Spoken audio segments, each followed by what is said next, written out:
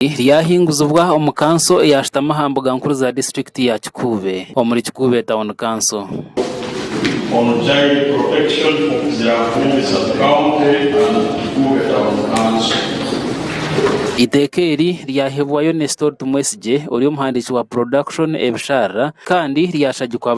ba members boona. Iteka eri lyahinguzibwa niriheereza abahingi omu district ya Kikuube okureba ngu bahinga ebyokurya kandi bagira n'ebyenshagi. Eri ndyongera riheereza abahingi aba okureba ngu bahinga ebikwijo kandi bakwatanise n'ebindi byokurya. Omuringo gugumwe kwenda kutaho enkwatanisa nungi agati y'abahingi aba, buri muhingi orabe atakwisya ekazi nazitaka arikwija kwikirizibwa kuhinga ebikwijo. Christopher Nkaru ori speaker wa district ya Kikuube kandi owabariho obwo mu rukiiko oru yagira ngu iteka eri riza kuheerezibwa omu ofisi ya Attorney General okwenda kucondozibwaho.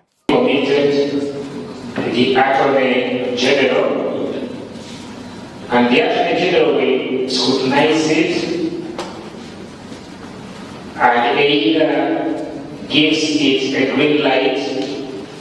with amendments or without amendments. Omuringo gugumwe Peter Banura ori mukuru w'entebe ya katano wa district ya Kikuube yagira ngu ebyona nibyijaho bwanyuma y'abahingi omu rucweka eki ogwo rwe bakatandika kwetomboita ahari yabo hamwe na companies zigura sukari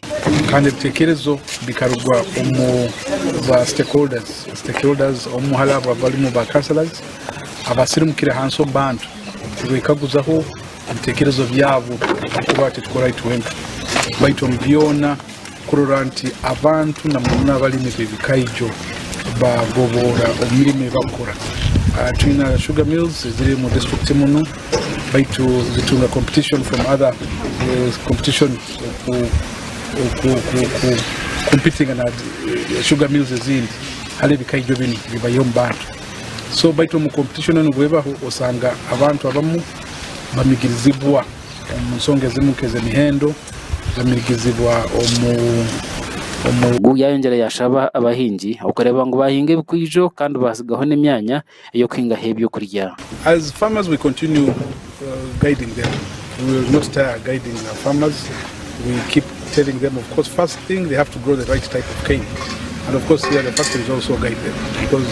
they are the people, the end users of the cane who buy the specific cane that they want. So they seek guidance also from the factories. Christopher Asimwe orikurekera abakuru aha rukiiko rumwe hamwe na Susan Kabasindi uri omururekero wa Buhimba Town Council n'abayongera bagira ngo igendo rwa kitekeri no kureba ngo abahingi batunga okukumwa kandi omuringo gugumwe bayongera no kuhinga ebyokurya ebirayamba mu maka gabo. Nicyo tugambira omuntu waboina itaka litoito eriri hasi ya ikaita nugaruka hasi tukibera kirinyo libirime bindi bali babaine itaka likoto sa kulima kandi kintu ekindi tukwenda bano lima ebikaijo obeho olimene nebyokulya bine bya haka niko gamba abana babena muhogo babene bitakuli kandi ono sakulisa nenkoko nembuzi awo niko gamba ebintu byombi bitakora hauko abantu abandi bagenzeri babeho mu bikaijo kulima ebikaijo no sangira kimungu haka busa kandi koni Itekampa district eri protectinga abalimi bebikaijo mu district ya Kikuube kuma Kikuube twina companies nyingi zikulima mu bikaijo alimu na factories kama Kohima Sugar twinike sugar na factories nyingi zijja nezifuna mu abalimi baitu babene bamigiriza ubona ko bwabe bwabo kira muno mulonzi mu kusasurwa nusanga ngo bamigirizibwe muno n'emisoro eri haiguru muno so turabizaho bill kuranga abalimi bano baba protected hakaba bahikira poti kwenda kukaraka nga district batakusa kuchulera tubiyoga na ordinance egi tulipasingira egiyagenda mu process zikoyongeraho niko sobole ko implement kandi we ori omururekero wa president omu district ya Kikuube Ambrand Musime yasima kanso yona abukurga nitekeri erateho okuhingaje kandi rahereza abahingi bebikwijo omuhimbo na kulima ebikaijo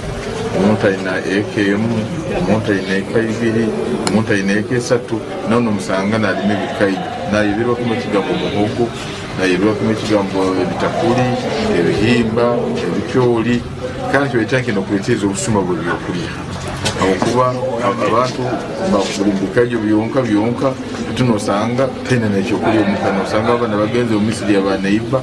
batemeye ebitooke batabahayira. Amakuru agashakwa gadasaba abwa Sky TV ya Genshonga omuri Kikuube.